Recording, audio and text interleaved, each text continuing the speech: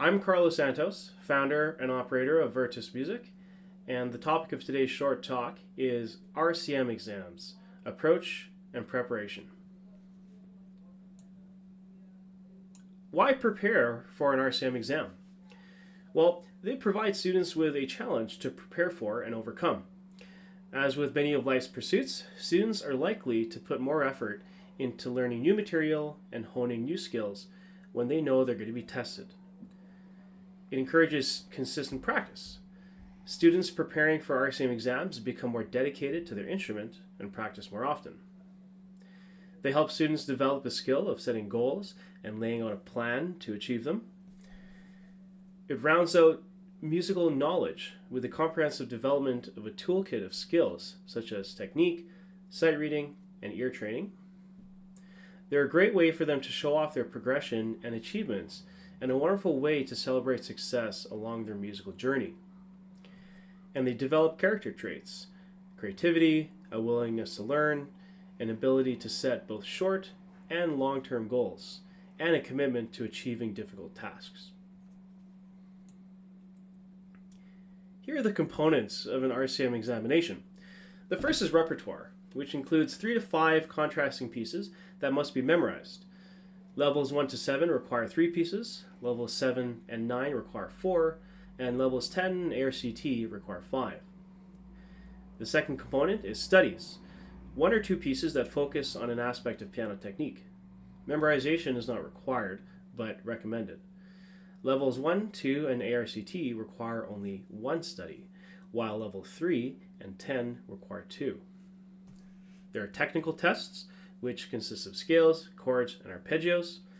Sight reading, which includes rhythm reading, sight playing, a short piece. And finally, ear tests, which consists of clapback, playback, interval recognition, and chord recognition. Begin with the end in mind. Managing expectations.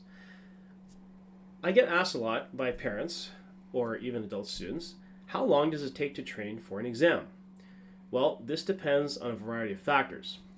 The student's technical ability, the student's musical ability, how much time the student has to practice consistently, and how many other extracurricular activities the student does. So parents tend to want their kids' piano level to be the same as their school grade. For example, my kid is in grade 7 in school, so I would like them to be at level 7 piano. This is simply unreasonable because the cognitive level of doing an exam is roughly equivalent to a few grades higher in school.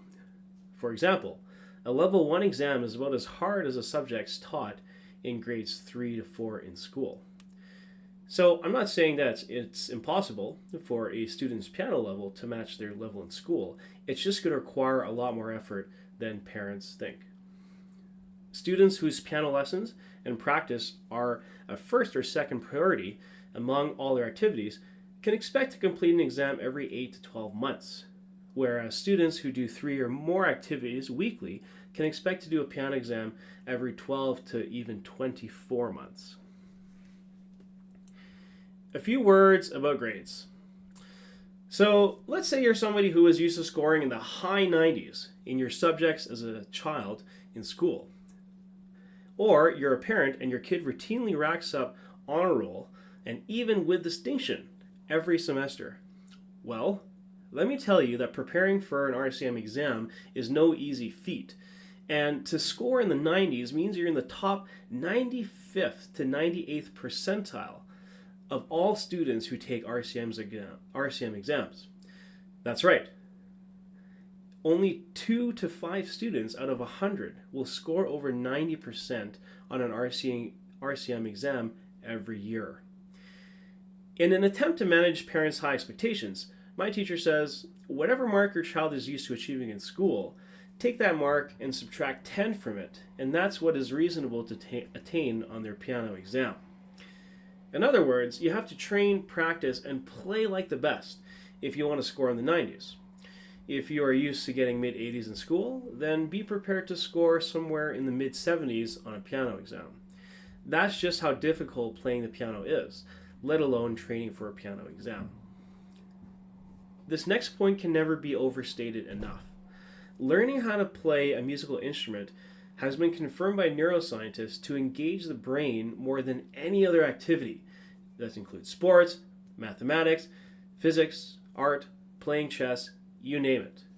Due to the significant level of cognition required to prepare for a piano exam, I do not take it lightly when a student aims to prepare for an exam or from the pressure of their parents. The preparation process. I hold my students to a high standard, which means to say that I endeavor to help them cultivate proper technique and creative musicianship so that they can play as beautifully and as expressively as their current potential allows. And then the extension of my mission is to expand that potential consistently. This does not mean I am gung-ho about high marks. The national average for piano exams in Canada is 76%, while the average in my studio is 83%, just for reference. It's just that the marks are merely an indicator of how the student is doing in general, and more specifically, how they played at that moment in time, all things considered.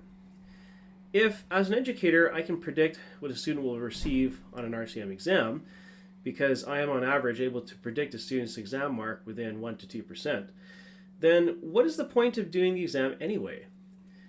In addition to the reasons stated at the start, the exam will also confirm comments made by the examiner about the student's playing, further reinforcing what I am teaching them in their lessons. If the examiner says you have challenges with rhythm, then I've known that a long time before he or she did.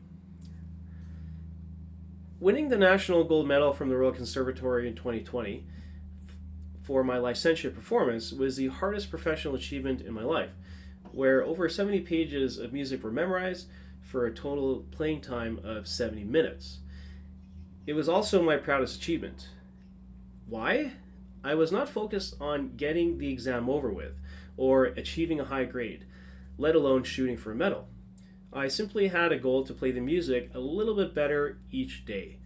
Thus, it was excellence I was pursuing and not merely completion.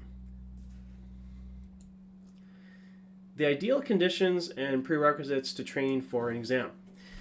In my experience doing exams, training students for exams, and talking to other highly qualified teachers on the topic of exams, here are some ideal conditions or preferred prerequisites a student can hope to fulfill to prepare meaningfully for an RCM exam in my studio. Technique, 1 or 2 levels higher than the exam they're taking. At least 2 pieces learned at a higher grade. From levels 1 to 4, at least 40 minutes of practice per day. And from levels 5 onward, add a 0 after the level to get an idea of how much practice a student should undertake every day. So yes, if you are preparing for level 8 and you want to do very well, then you should aim to practice 80 minutes total every day. To conclude, I will only allow students to train and register for an exam if they go into it with confidence, competence, and a consistent work ethic throughout the year. If a student is unwilling or unable to do that, then the exam won't happen, at least under my tutelage. I've seen far too many students come into my studio from other teachers whose skills are unfortunately underdeveloped. Students who claim to play at level 6, yet their sight reading is level 3. Students who just passed level 8, yet their fingers are still collapsed. Or students who have been stuck at level 9 for over a year because they haven't been given a proven practice methodology.